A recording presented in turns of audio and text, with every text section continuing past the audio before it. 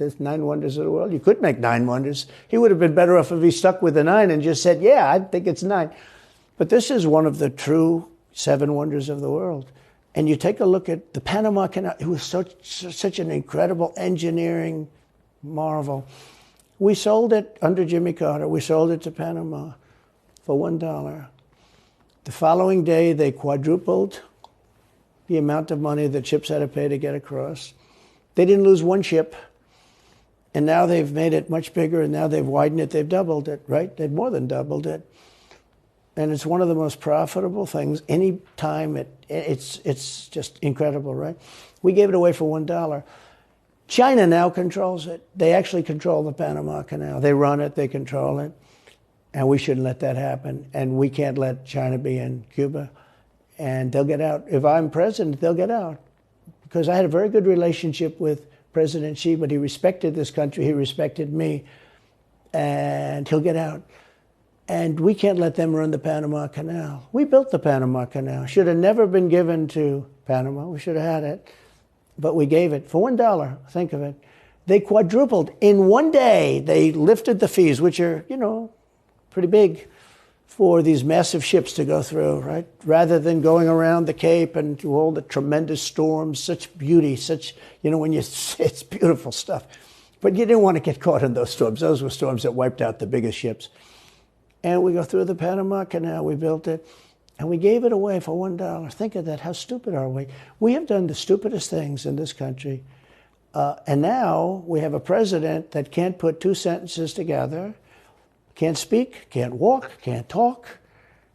I don't think he gets to the starting gate, but these people do miracles. I mean, he ran out of his basement, and you got away with that one because of COVID, so he sort of got away with it. They cheated on the election. But you have people that are very smart, but they're fascists and they're radical left lunatics, and they're destroying our country with the all-electric cars and the windmills all over the place, which, by the way, don't work, and they're most of them made in China. For the most part, they're made in China. Germany a little bit, but China. But you look at what's happening to our country, even no voter ID. I mean, why don't they want voter ID? There's only one reason they don't want voter ID, because they want to cheat. I mean, who doesn't want, the Democrat convention, the last one, they had voter ID that was this big. It looked like a prison card, this big on their chest. You walked in, they had your picture, your this, your fingerprint. They had everything. The most incredible voter ID I've ever seen. That was to get into the Democrat National Convention. But to get in to vote, if you buy groceries, if you buy practically anything now, you have ID on a card. Credit cards or otherwise. But don't you think it's racist to have to show your ID? Well, they probably say that. They use anything not to show ID, because voter ID is pretty simple. And we could go back, and we should go back to all paper ballots, voter ID, same-day voting. France did it. France had mail-in ballots, and it was terrible. Anytime you have mail-in ballots, you're going to have massive cheating on your elections. Anytime, but not just the presidential election. Anytime you have... Isn't that the whole point of them? Yeah. So you can cheat? Oh, yeah, sure. It's their whole point. That's their whole point. They want to cheat. Yeah. They have to cheat because their policies are so bad that if they didn't cheat, they couldn't get elected. Who wants open borders? Who wants high taxes? Who wants high interest rates? Who wants to not be able to use a gas stove or have to drive an electric car, which, you have a 4-hour drive, but the car only goes an hour and a half, so you have to charge it. The happiest moment for somebody in an electric car is the first 10 minutes. In other words, you get it charged, and now for 10 minutes. The unhappiest part is the next hour, because you're petrified that you're not going to be found to another charger. People, I'm saying, I'm not knocking electric cars, they're fine. They're fine. But if people want to buy a gasoline car or a hybrid, hybrids are pretty good, actually, but they should be allowed to buy. They don't want to do any of this. So right now, California's in a big brownout, because their grid is a disaster. The grid all over the country is sort of a disaster, but the grid in California. And yet, they want to have in a very short period of time millions and millions of cars going off that grid, essentially. It doesn't work. So plug your car into a grid that's failing. You should be able to buy an electric car. Electric cars could be fine if you drive short distances and you want to have, whatever, and you have plug-ins everywhere you go. They could be fine. But you got to have gasoline cars. You got to have everything. Let people buy everything. Now the new thing is your heating systems in the house. They don't want you to have a modern-day heating system. They want you to use a heating system that will cost you at least $10,000 to buy and won't work very well. You know, none of the stuff works as well. One of the things I did with EPA is you have states, many states, most of the states have so much water. You know, it comes out of heaven, right? The water pours down and you have it. It's there. It's got to go wherever it goes, into the oceans, whatever. It's not like a big problem. Now, in some states, they have a problem. You know, you have some desert areas and all, and for that, it's okay. But they have sinks where no water comes out. You turn it on, no water comes out. No water comes out of the shower. No water is allowed to go into the washing machine for your dishes or for your clothing or what. And I avoided all of that. Wait, they have sinks where no water comes out? Sure, you have restrictors. When I say no water, very little water. You want to wash your hands, right? Yeah. And you've seen this, and you turn on the sink and it's very little. Or you want to wash your beautiful hair, right? And you're standing under a shower. Then the suds never go. The water comes out very slowly. I'm sure you've seen this. It usually takes place in new hotels and new homes. Yeah, you take a drill and take the they have limiter out. Well, you can, but now they make it so you can't do that so easily. They have a restrictor. It's called a restrictor, and it restricts the water from coming out. So I ended all of that, and you have to see these. They let the water come out. You know what people do? They wash their hands like 5 times longer, or in the washing machine, they'll press for their, let's say the dishwasher. They'll press it. Then they'll press it about 7 or 8 times. Yeah. They'll end up using more water, and it still won't be very good.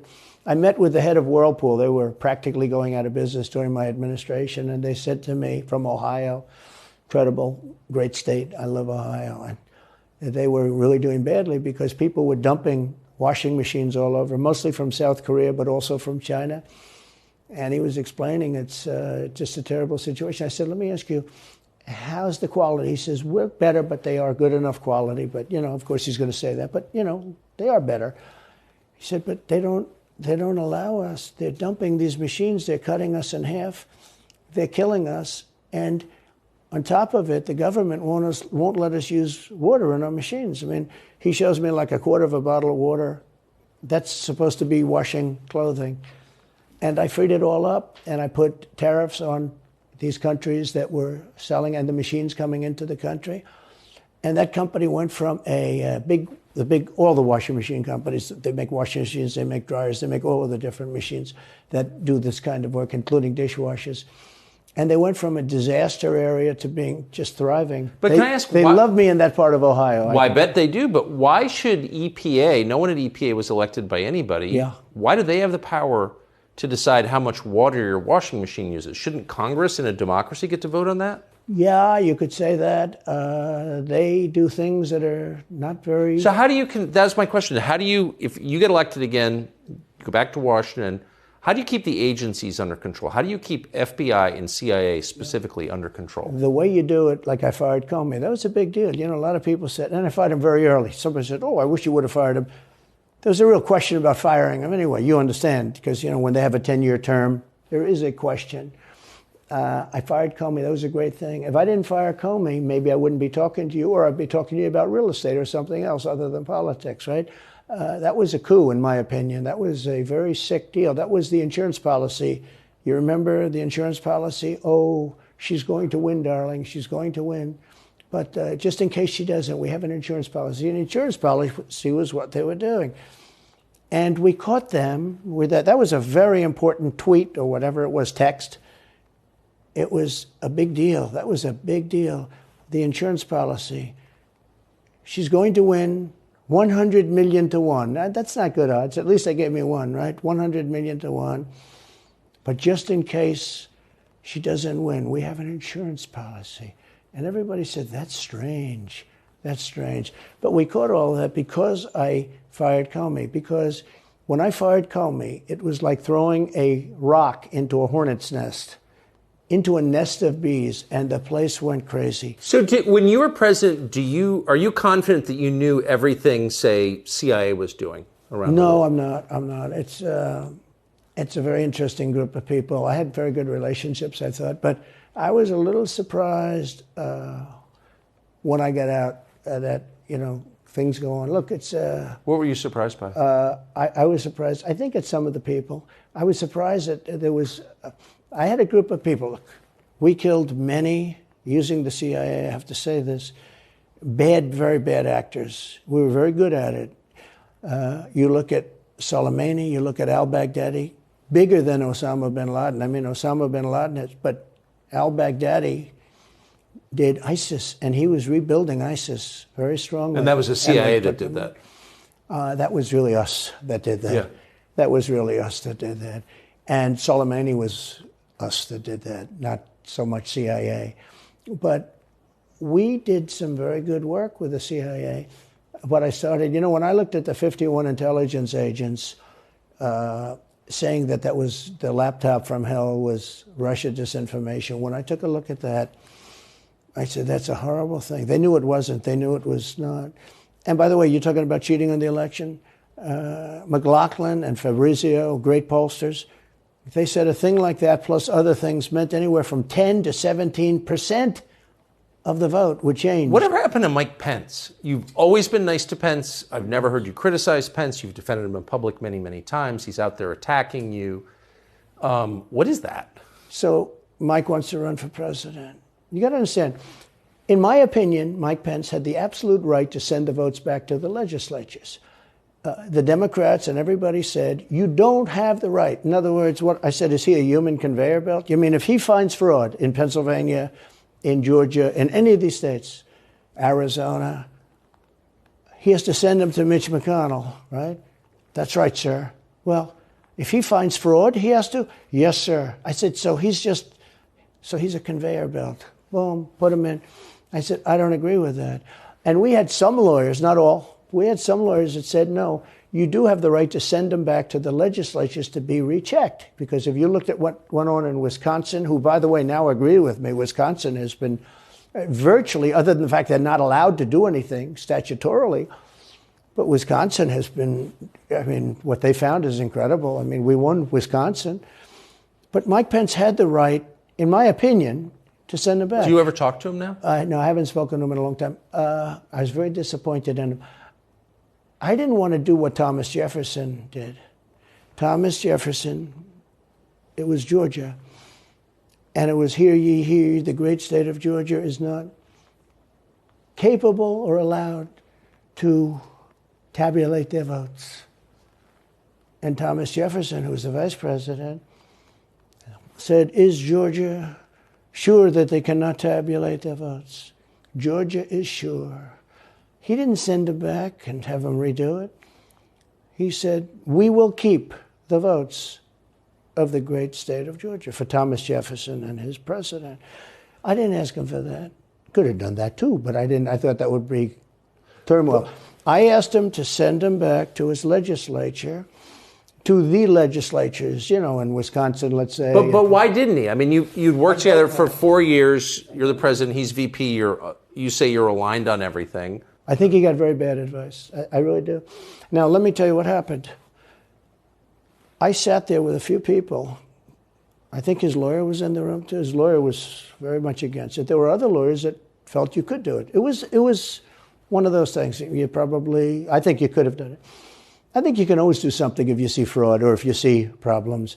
But it's very interesting. So after the election was over, the rhinos got together with the Democrats and they redid the election, so you couldn't do it anymore. So then I called the people. I said, so in other words, you're saying I was right. You could do it. Yes, you could do it.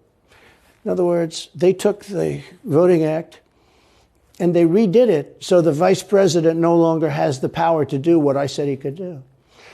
So when that happened, I said, wow. And you'd look some of these Democrats in the eye and they say, he has absolutely no right to do it.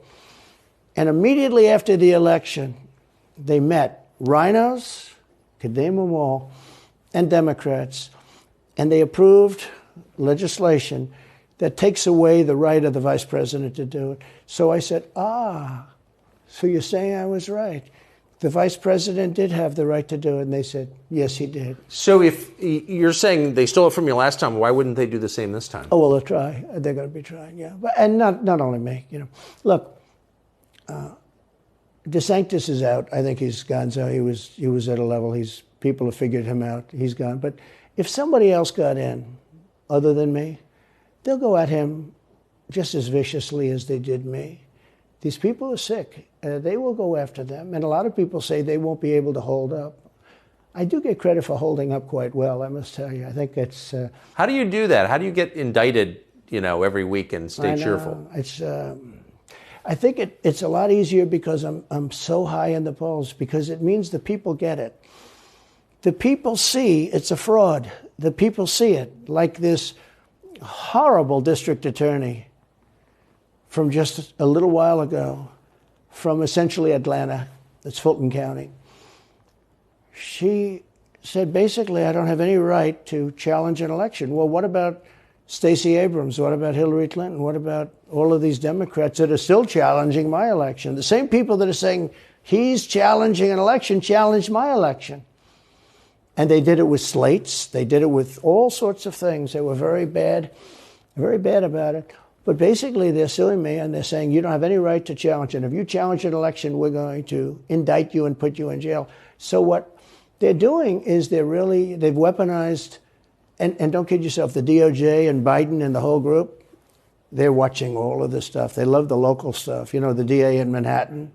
Not only that, they put one of the DOJ top people into the Manhattan DA's office to run things. They don't even have a case against me. It's not even a case. Everyone says, even the Democrats say, you can't bring these cases. You have no case. The Attorney General or the District Attorney, Fannie Willis, in Atlanta, she's getting killed. Basically, she's saying Trump doesn't have the right to criticize an election. But you've been around long enough now. You've seen many elections criticized. Hillary Clinton goes crazy. Every time she talks, she says, he's not the president. Jimmy Carter said, he's not the president. Well, I am the president. Hillary Clinton called me, by the way, at 3:02 in the morning to congratulate me the night of the election. Did her voice crack? Well, her voice was, it's very different, I will say. I won't get into that. But what do you mean? Her voice was very different. Don't forget, they were all celebrating at 5 o'clock in the afternoon. And I came home and I said, I think we won. I felt we won because the rallies are so big. We'd go to Wisconsin and we'd go to Georgia. We'd go to different states. In Michigan, we'd have rallies. In Pennsylvania, we had 58,000 people in Butler. And I said, how are we losing this? How do you have a rally where you have from 50 to 100,000 people, many of them? I did 7 a day for a couple of days. That's a lot. These are big rallies, too. And I didn't hold back. I didn't say, let's make them let's do abbreviations, right? But they challenged this stuff. Yeah. Hillary called me up and conceded. Now, the word is that Obama said you have to do that. But she called up and totally conceded. But now, every time you see her on television, she's saying, she's challenging the election. Do you think... So that would mean that she should be indicted, but that would mean also that Stacey Abrams in Georgia should be indicted, because she still thinks she won the election for governor. She still thinks that. She's never recanted. And do you think Stacey Abrams will be indicted for that? No, of course not. She won't be. The Democrats don't get indicted for things like that. They don't get impeached. No, it's a different thing. With that being said, yes, I had great support when they did impeachment hoax number 1 and impeachment hoax number 2. Jim Jordan, the House was fantastic. And actually the Senate was very good for me, other than, Mitch McConnell. I think it's too bad I endorsed him. He was begging. He was going to lose that race, and I endorsed him, and he ended up winning the race because of my endorsement. He was down. He was going to lose to Amy McGrath. She was $90 million in cash, all set to go. She was leading by 3. He was going down. I did him a favor, and then 3-4 months later, he really wanted to impeach me. He's a bad guy. But if you look at what's going on politically, it's so interesting. The level of loyalty is different in politics than it is in normal life, I will say. With that being said, I've had great loyalty also. But the House was fantastic. The Senate was very good. They overrode Mitch McConnell. Mitch McConnell, in my opinion, was trying to get senators to impeach me, especially for the second one. And on the first one, he acted very, very slow. He should have gone much faster. But Mitch McConnell wanted to, and the senators went up to him, guys that are subservient to him because he gives money. You know, he gives them money. He gives them a lot of money. He raises some money and he gives it to them, and therefore they do what he said. That's the only form of leadership he's got. So last question, if you're elected president again, what's your number one priority? When you ran last time, you said, I will build a wall. This time, your bottom line top promise to the country. So you can do numerous things at the same time. Of course. But let's say number one is a border. And taking hundreds of thousands of criminals that have been allowed into our country and getting them out and bringing them back to their country, Guatemala. By the way, not only the 4 countries that we think of as neighbors, all over the world. Last month, we had 149 countries represented. Think of it. We had 149 countries represented, Tucker, from places that many people never even heard of, coming into our country. And they're coming in from mental institutions, and they're coming in from prisons. They're emptying out their prisons all over South America. They're emptying out their mental institutions. Terrorists are pouring into our country. We have no idea. I had the strongest border in the history of our country, and I built almost 500 miles of wall. You know, they like to say, oh, was it less? No. I built 500 miles. In fact, if you check with the authorities on the border, we built almost 500 miles of wall. And I had another 200 that I was going to build. You know, it's like water, it seeks. And we're going to build another 200. We built it.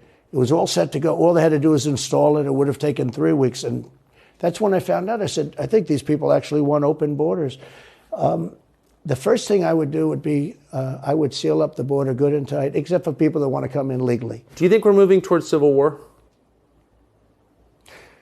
There's tremendous passion and there's tremendous love. You know, January 6th was a very interesting day because they don't report it properly. I believe it was the largest crowd I've ever spoken before. And you know some of the crowds I've spoken before. And like July 4th on the mall, I think they had 1 million people there. But I think that the biggest crowd I've ever spoken before was on January 6th. And people that were in that crowd, a very, very small group of people, and we said, patriotically and peacefully and patriotically, right? Nobody ever says that. Go peacefully and patriotically. But people that were in that crowd that day, very small group of people went down there, and then there are a lot of scenarios that we can talk about. But people in that crowd said it was the most beautiful day they've ever experienced. There was love in that crowd. There was love and unity. I have never seen such spirit and such passion and such love. And I've also never seen simultaneously and from the same people such hatred of what they've done to our country. So do you think it's possible that there's open conflict? We seem to be moving towards something. I don't know because I don't know what it, you know, I can say this. There's a level of passion that I've never seen. There's a level of hatred that I've never seen, and that's probably a bad combination. Donald Trump, thank you. Thank you very much. Very much. Thank you. That is a bad combination, by the way. Bad combination. Thank you.